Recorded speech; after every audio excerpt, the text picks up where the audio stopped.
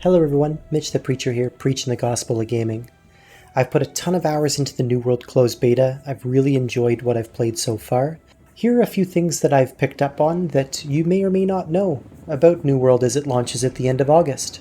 So grab yourself a coffee or something stronger, sit back and enjoy.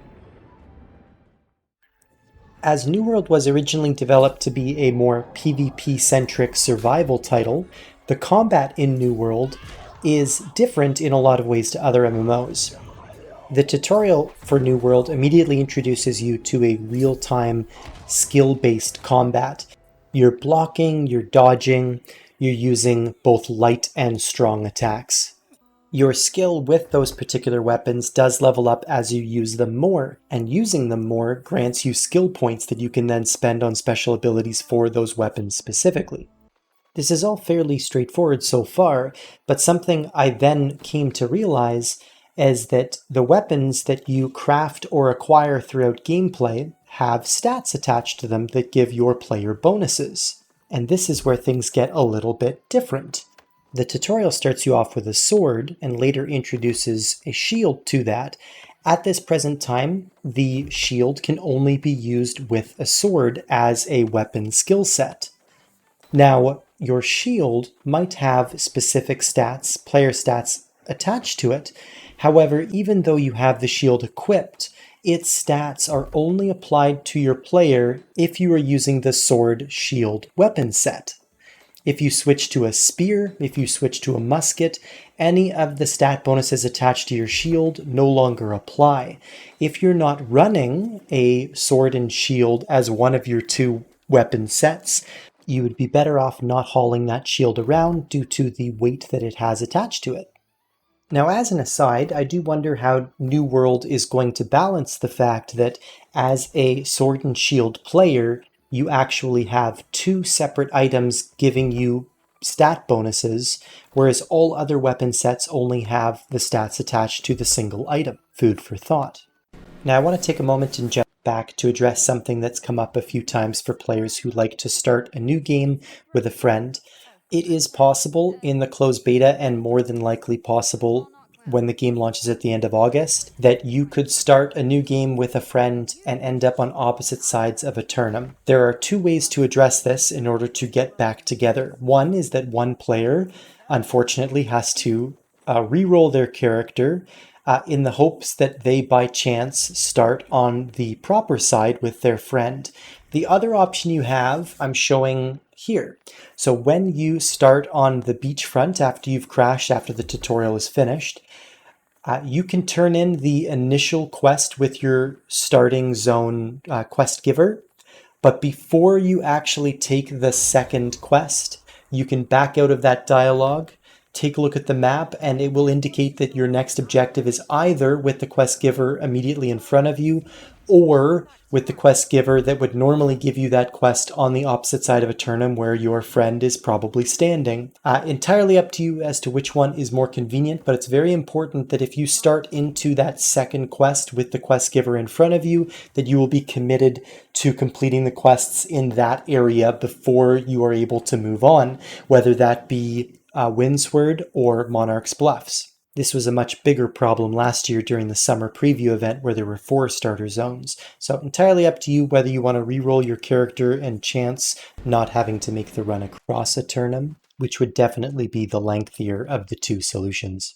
Next up, I want to talk about increasing weapon skills in the early game for weapons that involve ammunition. So the bow and the musket use arrows and cartridges respectively. I found that the ammunition itself was quite scarce early game until you get a handle on the crafting system. So the early game focus is on being super efficient with the limited ammunition that you have available to you. So the trick that I've been using is that both weapons can be leveled up by striking an enemy at least once with both before defeating them. And what I mean by that is what I'm showing here. That you can initiate combat at range with a bow or musket, and as they get closer to you, switch to the other weapon that you want to level up alongside the ranged weapon.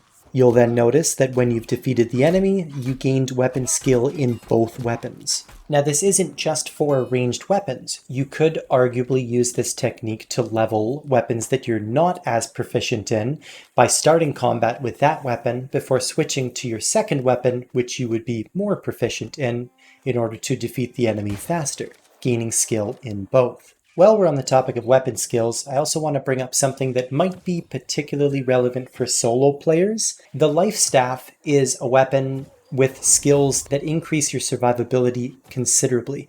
As soon as you loot a Life Staff, I strongly recommend getting your skill mastery up to level 4 in Life Staff, which would allow you to spend 3 points on Divine Embrace, which is your targeted heal, which can actually be self-targeted, Absolved, which allows you to use your Life Staff for both light and heavy attacks without using mana, and Sacred Ground, which is going to become your healing AoE. For both PvP and PvE content, I find that Sacred Ground is incredibly helpful.